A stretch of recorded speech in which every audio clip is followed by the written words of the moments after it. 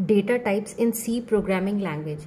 Data type का मतलब है कि किस टाइप का डेटा स्टोर होगा वेरिएबल में, स्ट्रक्चर्स में, एरेज में, एटसेट्रा। क्योंकि जो वेरिएबल है या एरे है उनके अंदर हम डेटा स्टोर करते हैं, तो किस टाइप का डेटा स्टोर होगा, कैरेक्टर है, इंटीजर है, एटसेट्रा। तो data type specifies the type of data to be stored in a variable, array और स्ट्रक्चर्स।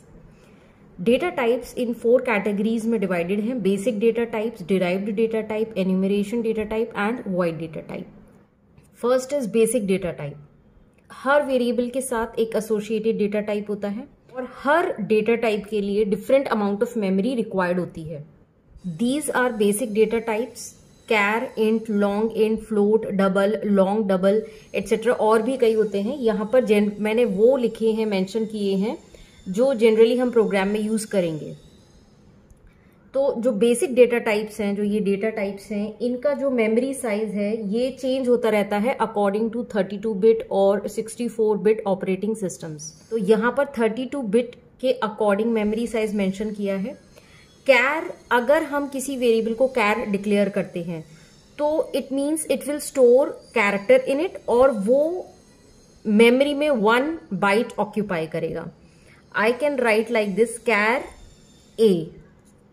तो मीन्स कि ए मैंने एक वेरिएबल डिक्लेयर कर दिया और उसका डेटा टाइप क्या है, कैर।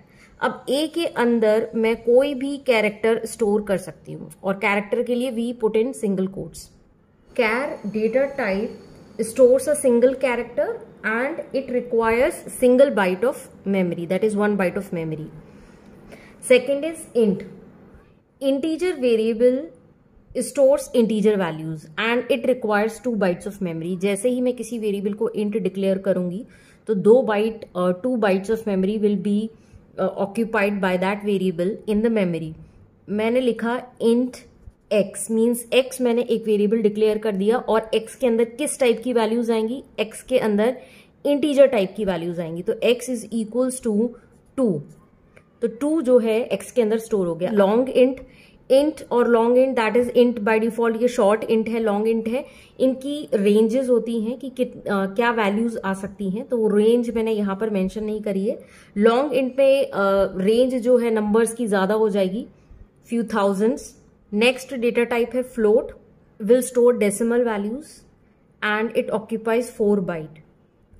If I write float m, then it can store decimal values. m is equals to 19.5, तो m के अंदर एक डेसिमल वैल्यू स्टोर कर दी because it is a float variable. 4 byte ये लेता है। Double data type also stores decimal values and it occupies 8 byte. तो बस डबल की जो है रेंज थोड़ी फ्लोट से ज्यादा हो जाती है एंड सिमिलरली लॉन्ग डबल में और ज्यादा हो जाती है उस वेरिएबल की range. Next is derived data types. Derived data types are defined by the user itself like arrays, structures, pointers, etcetera. If I write int a 10, it means कि मैंने a नाम का एक एरे डिक्लेयर करा है जिसका size है 10 और उसका डेटा टाइप है इंट, मीन्स कि a नाम के एरे के अंदर इंटीजर वैल्यूज स्टोर होंगी। इसी तरीके से हम स्ट्रक्चर्स और पॉइंटर्स भी कर सकते हैं, बट यहाँ पर वो समझ में नहीं आएगा अभी बिकॉज मैं ये सारे टॉपिक्स प्रोग्राम्स के थ्रू समझाऊंगी कि किस तरीके से स्ट्रक्चर्स और पॉइंटर्स डिक्लेयर करते हैं। Next is enum.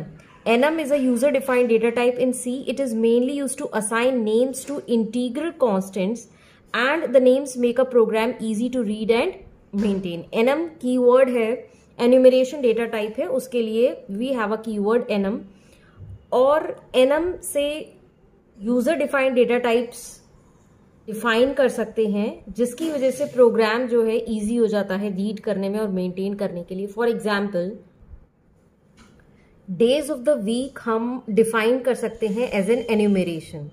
It is use to define constant set of values. तो एज एन एन्यूमरेशन हम डिफाइन कर सकते हैं डेज ऑफ द वीक को और फिर वो प्रोग्राम में कहीं पर भी यूज किए जा सकते हैं। Like I can right enum days, Sunday, Monday, Tuesday, Wednesday, Thursday, Friday, Saturday. So मैंने ये एक यूजर डिफाइंड डेटा टाइप बना दिया days.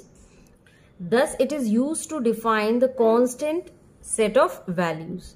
This I will explain with program in my further videos. Because without program ये ऐसे समझ में नहीं आएगा अच्छे से, तो प्रोग्राम में प्रॉपरली यूज करके दिखाएंगे. Now the last data type is void data type. It is an empty data type that has no value. Void data type की कोई भी वैल्यू या ऑपरेशंस नहीं होते हैं. कई सारी प्रोग्रामिंग लैंग्वेजेस में ऐसे डेटा टाइप की जरूरत है जो इंडिकेट करेगा कि कोई भी वैल्यू रिटर्न नहीं हो रही है, तो उस केस में हम void यूज करते हैं.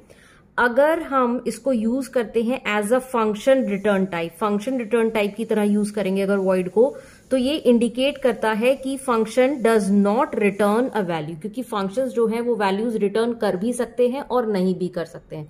तो अगर कुछ रिटर्न नहीं कर रहा है तो देन वी विल स्पेसिफाई और यूज void कीवर्ड. नेक्स्ट, अगर हम इसको फंक्शन की पैरामीटर लिस्ट में यूज कर रहे हैं void को, देन इट इंडिकेट्स कि function takes no parameters. Like if I write void addition, ये मैंने एक फंक्शन डिक्लेयर करा. फंक्शन कैसे है, पैरेंथेसिस, राउंड पैरेंथेसिस यूज हुए, it means it is a function. और ये फंक्शन कुछ भी रिटर्न नहीं कर रहा है, इसलिए मैंने इसके आगे void लगाया. दूसरा केस की फंक्शन की पैरामीटर लिस्ट में मैंने कुछ भी नहीं लिखा, या इफ आई राइट void, तो it means this function will not have any parameter. कोई भी आर्ग्यूमेंट्स नहीं होंगे इसमें, कोई भी पैरामीटर्स नहीं होंगे. This we will see through program in further videos.